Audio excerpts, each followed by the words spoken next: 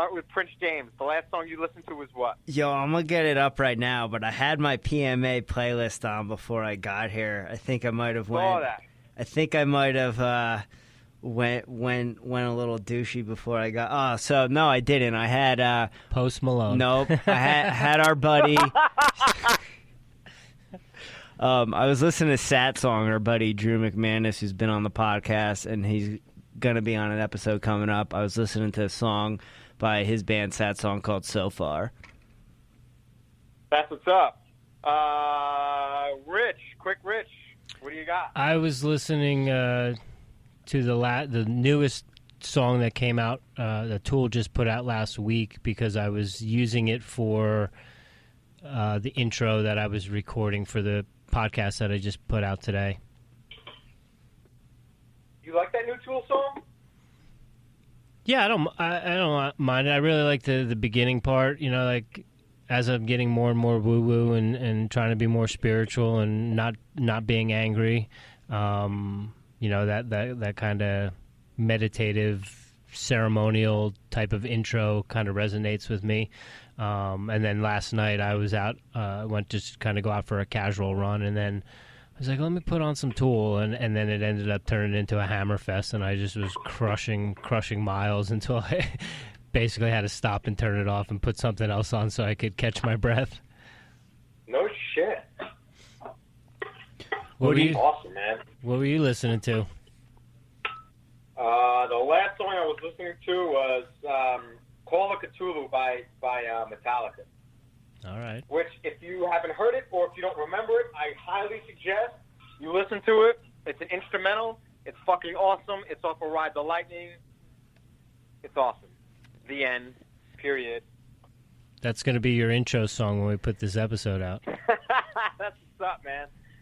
I love that track, man. But yeah, I was listening to that. I have like a Metallica playlist, and that just so happened to be on when I called you folks. So I love What's up? I love that you brought up music, because that was one of the questions I had written down for you. What are you listening to these days? What new music are you listening to that the Airey Bros fans need to check out? What old music do the Airey Bros fans need to check out? All of Uncle Steve, because you're always someone who I appreciate your music taste. All right. I love music questions, man, and I appreciate it. So, new music I listen to, I usually start with, like, songs. I'll usually hear a song somewhere, somehow, and then I'll end up, like,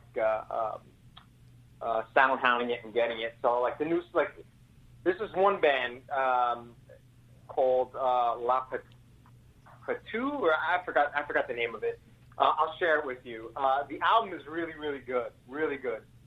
I revisited Cro-Mags. The Cro-Mags discography just came out on Spotify, so I've been bumping a lot of old school hardcore, like Age of Coral from the Cro-Mags, Urban Discipline by Biohazard. If you love hardcore, like good New York hardcore, Biohazard, Urban Discipline is a must. What else have I been listening to, man? Life of Agony. Listening to like early Tool stuff, like Opiate, and what was their first album called? Undertow. Undertow, yeah. I was listening to Undertow, Red Hot Chili Peppers, the Black Dahlia Murder, man, a bunch of that stuff. And I think the last one, there is an artist, so I got to find out her name. I believe she's like a Japanese pianist, but she just did an album, or just released an album covering like Philip Glass's music, and I think it's called Mishima, and it's fantastic. It's absolutely fantastic. So I've been bumping that a lot. Man, what else have I been listening to? Shit. What do you put on when you just want to dance? When I want to feel like it's like a jerky boy thing. I just want to dance, you fucker. When I just want to dance, I don't know what it feels like to just want to dance. Like if I want to you know what I mean? But don't you remember that moment at the sawmill? Oh my God! How am I fucking forgetting that, dude? How am I forgetting that? Does the world know about that story? I think they're about to. Dude, the best. Yo, you went by yourself. You went by yourself, dude. Listen, the just want to dance moment is your shirtless Joe Rogan moment. Cocaine's a hell of a drug. Moment, dude. Holy shit. Yo. Oh, man. The world's got to know. You just went there by yourself, right? Were you on drugs? I assume you were. Definitely. I wasn't there by myself. I just separated from the other people that weren't doing drugs. I just wanted to dance. Oh, man. Yo, I hope the world also knows that you're the reason why I never did drugs. Me too. I know we talked about this the last time. But after your cocaine talk at the table, right? We were in New York, right? After like a Rhino event. Yeah. Yeah. And you were telling me like how low coming off the cocaine was because of that story. I never once touched cocaine or any like super hard drug, man. So again, thank you in advance. That's what friends are for, brother. Oh, that's terrific, man. What do you want to listen to? You just want to dance. Oh man, what are you listening to? A little bit of everything these days. You know, we were just at a Rise festival, so Jimmy and I like to think that we're a little bit more hippie than anything else these days. But we were quickly reminded that we ain't even fucking close to being a hippie, going to a hippie festival. You know, it just, I think my mood kind of depends on, determines what I listen to. I've been getting a little bit more into like punk and hardcore and that sort of stuff lately. And, but I've always got that fist pump in me where, I'll put on a couple tracks and just dance in my room by myself. Man, I believe it too. Go over to the sawmill by yourself. I got moves, bro. Oh, man, that's the greatest, dude. Prince James, what are you listening to, man? You know what? Probably a lot of stuff that will give you douche chills. Post Malone. Yeah, definitely some Post Malone. Been listening to New Flume. Listening to Mike Posner's new song. Been listening to Oliver Francis, a little bit of that auto-tune rap. Getting the Tool on since they're on Spotify. Always got Trevor Hall in that heavy rotation. A little Kevin Gates when I want to get my swag on and get a little poppage in. Bitch, I'm really retarded. Wow, yo, man. I got a question for you. What are your thoughts? What are your thoughts on the new album, on the Golden Gray album by Baroness? I really, really love it. I do. I think I loved it more when it first came out, and now that I'm kind of revisiting it, I'm like, okay, it's not as great as Purple, but I think it's great. I really do. Yeah. What are your thoughts? You know what? I'm kind of the opposite. I was a little not stoked on it when it first came out, and then once I would say like last week I gave it another go, and it's growing on me again. With all their albums, I feel it takes a minute, and then once I'm into it, I'm super into it. Purple was the opposite though. Purple was like the minute I heard it, every song on it just like sang to me. But they don't put out much that I don't like. No, I'll back that statement, man. So I heard the album before it came out because they were streaming it on like SoundCloud through like NPR or something. And that was great because it forced me to listen to the album, each track in succession. So the first, the second, third, fourth, so forth, and so on. And it kind of lent to the cohesiveness of the album, and I really like that. Like when I listen to it in shuffle, like you can get like 3 instrumental tracks in a row, and it kind of like takes away from the album. But I think if you listen to that album, it has to be, you have to listen to all the tracks in a row. And Purple was like, I mean, just the best album of 2015, like hands down. Like every track on it was fucking great. You could listen to the album on shuffle and be like, everything is great, you know? This album, I think, requires you to listen to it in its entirety from track 1 to however many tracks are on it. But yeah, I thought I really, really dig Golden Gray. Songs worthy of mentioning, of course, is Already Gone, and I think it's called I Do Anything. Is that it? I believe so. I'm going to add onto that. Tourniquet's one of mine as well. Oh, Tourniquet's great, dude. Yeah. Fuck, man. Or Cold-Blooded Angels. That's another one. Yes. Corny-ass name, but man, It's fucking cool. Borderlines is a great song. Yo, did I ever tell you I went to France in 2017 and I was in the Louvre and I ran into him. Really? I ran into him in the bases. That's crazy. No, you didn't tell me that. It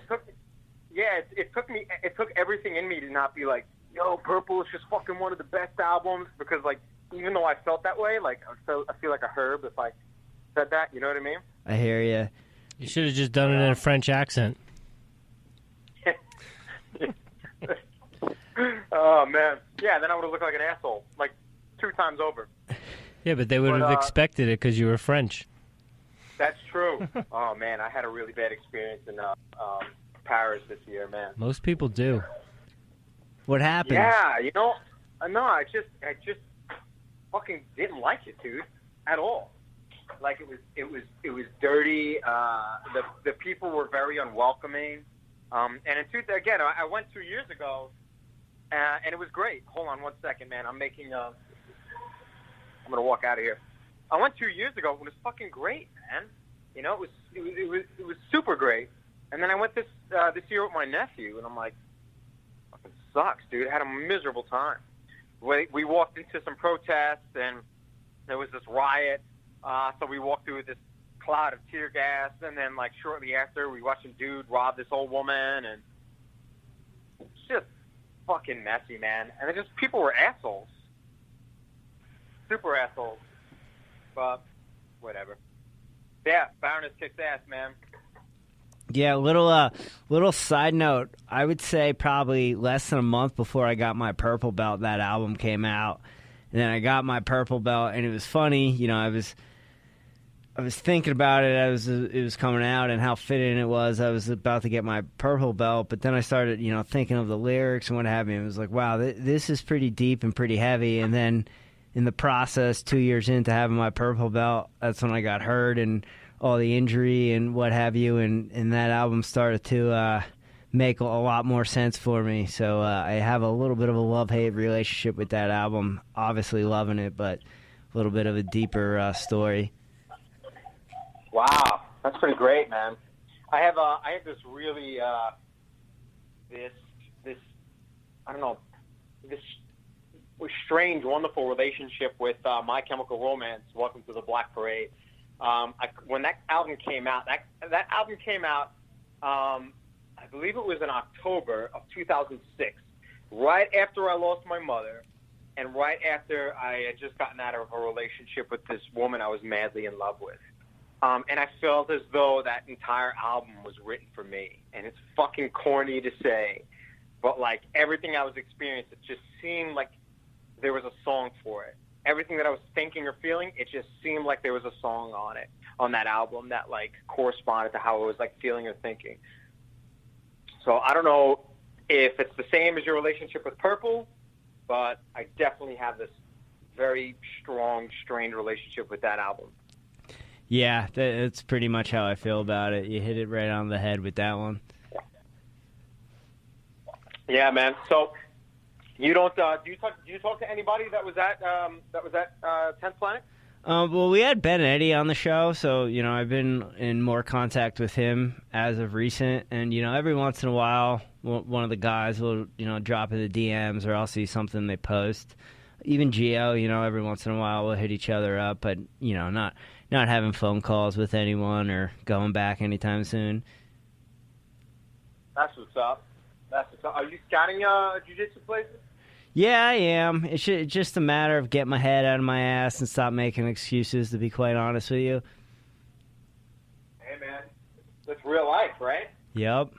Never forget. That's how it is, man. That's how it is. But, I mean, that's awesome, man. What places are out there? I mean, there's a 10th Planet out here. I've checked it out, but I'm not 100% stoked on it. There's some Easton schools out here. There's some Machado schools out here. There's even some catch wrestling. So there's definitely some options. It's just a matter of going in and checking them all out and not settling on the first one I go into, which I've had a tendency to do in the past. So just, there's enough to shop around. I just need to shop around and be comfortable shopping around and not worrying about signing up right away, What do you look for in a school?